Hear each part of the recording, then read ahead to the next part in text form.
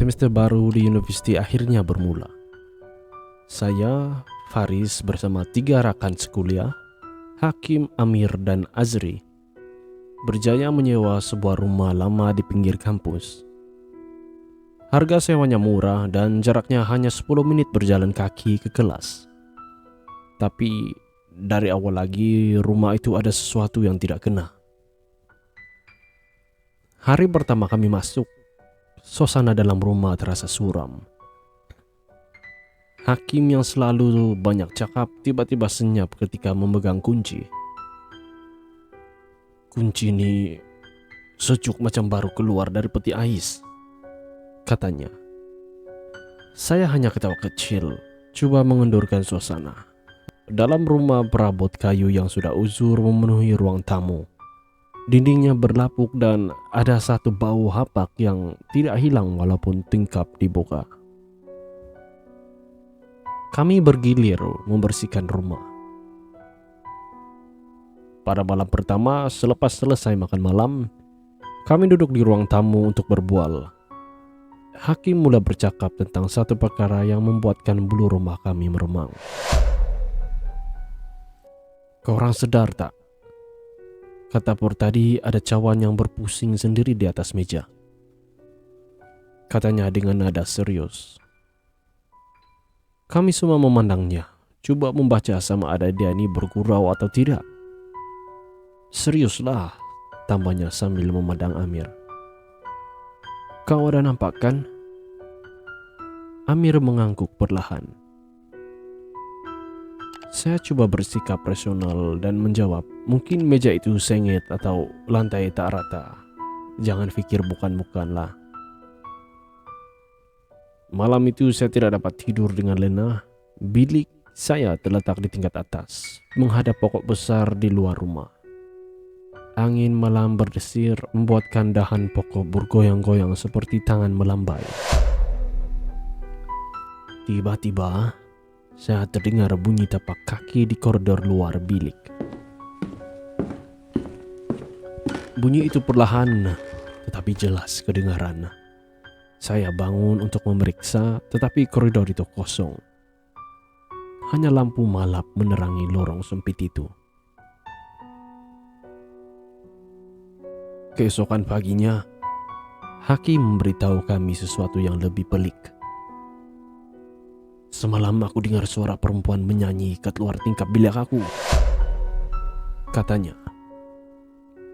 Mula-mula aku ingat jiran sebelah, tapi bila aku tengok, tak ada sesiapa di luar pun. Kami mula berasa tidak selesa. Tapi sekali lagi, saya coba menenangkan keadaan. Mungkin angin. Suara angin ini memang boleh buat kita dengar benda yang pelik-pelik. Beberapa hari kemudian, gangguan menjadi lebih jelas. Suatu malam, kami berempat sedang makan di ruang tamu. Tiba-tiba pintu bilik air yang tertutup rapat terkuak perlahan. Kami saling berpandangan, tidak tahu apa yang harus dilakukan. Azri yang paling berani berjalan ke pintu itu, memeriksanya. "Tak ada apa-apa," katanya. Tetapi nada suaranya goyah. Selepas dia menutup pintu itu, lampu ruang tamu pula berkelip-kelip sebelum padam sepenuhnya. Kami duduk dalam gelap, hanya diterangi cahaya dari telepon bimbit. Dalam suasana itu, kami semua terdengar bunyi berbisik. Ia halus, tetapi cukup untuk membuatkan kami tahu kami tidak bersendirian. "Kita kena keluar dari rumah ni," kata Amir dengan nada mendesak. "Tak boleh tunggu lagi. Benda ni bukan main-main."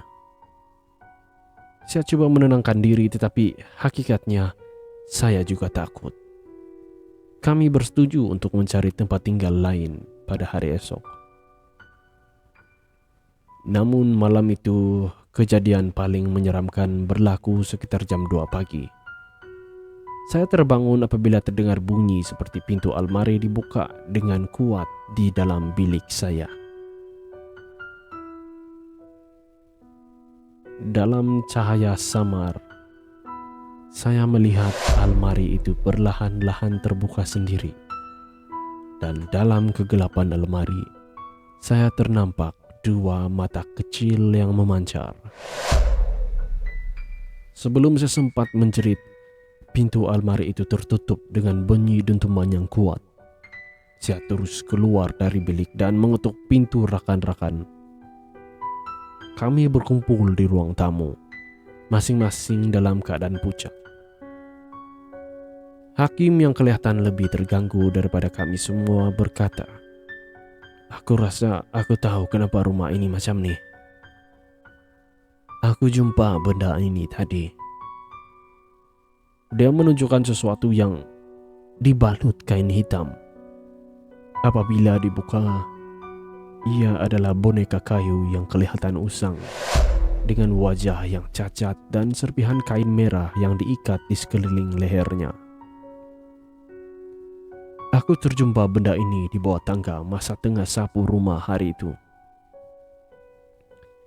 Aku tak tahu ia penting. Hakim berkata dengan suara bergetar. Tapi lepas itu, benda ini mula jadi lain.